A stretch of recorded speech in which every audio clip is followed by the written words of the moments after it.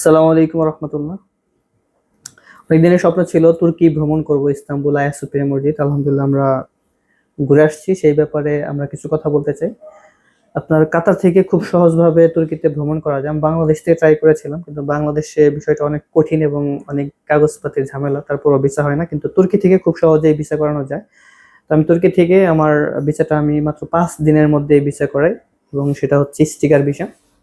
এর জন্য আমার লাগে কাতারের ID card, passport, valid passport, এবং 3 মাসের ব্যাংক স্টেটমেন্ট, মিনিমাম 10,000 রিয়াল আহ, থাকতে হবে।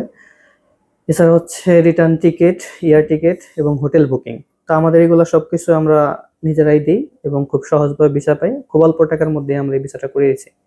তো পরবর্তীতে যে বিষয়টা নিয়ে আপনাদের সাথে আলোচনা করব সেটা হচ্ছে আপনার তুর্কি ইমিগ্রেশন এবং কাতার ইমিগ্রেশন। তো আমরা যখন ফ্লাই করি আমাদের কাতার ইমিগ্রেশন থেকে, কাতারে নর্মালি হচ্ছে ইমিগ্রেশন হয়, সেখানে নিজের ইমিগ্রেশন নিজে করে ওখান থেকে বের হওয়া এবং ঢুকতে হয়। তো মূলত ইমিগ্রেশনটাই হয় হচ্ছে আপনার আহ, যেখানে বোর্ডিং পাস করা হয় সেখানটায়। সে হোটেল বুকিং আছে কিনা, তা আমরা বললাম হোটেল বুকিং আমাদের কাছে আছে, আমরা দেখাইলাম। এরপরে হচ্ছে আমার কাছে কতটি অর্থ আছে, আমি সেখান থেকে অন্য কোথাও যাবো কিনা, এইসব ব্যাপারে জিজ্ঞাসা করলো। পরবর্তীতে তারা আমাদেরকে ছেড়ে দিল। এরপরে হচ্ছে আমরা যখন তুর্কি ইমিগ্রেশন আসছি ভাবছিলাম অনেক কিছু জিজ্ঞাসা করবে, কিন্তু তুর্কি ইমিগ্রেশনে কোনো প্রকার কোনো কথা জিজ্ঞাসা করে নাই। তারা আমাদের পাসপোর্টের মধ্যে জাস্ট হচ্ছে একটা স্টাম্পিং করলো এবং আমাদেরকে ছেড়ে দিল। তো এ ছিল হচ্ছে ভিসা পাওয়া এবং ইমিগ্রেশনের ঝামেলা। অনেকে এই ব্যাপার নিয়ে অনেক প্রশ্ন করে, আমরা অনেক ভিডিওতে দেখেছি এইসব ব্যাপারে নানা প্রশ্ন থাকে। সফর করছি হচ্ছে গত মাসের ডিসেম্বরে।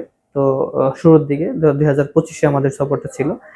তারপরে হচ্ছে আমরা আমাদের টোটাল কস্ট হয় যাওয়া আসা, থাকা খাওয়া এবং ভিসা এয়ার টিকেট সব মিলা হচ্ছে 80 থেকে 90 হাজার টাকার মধ্যে।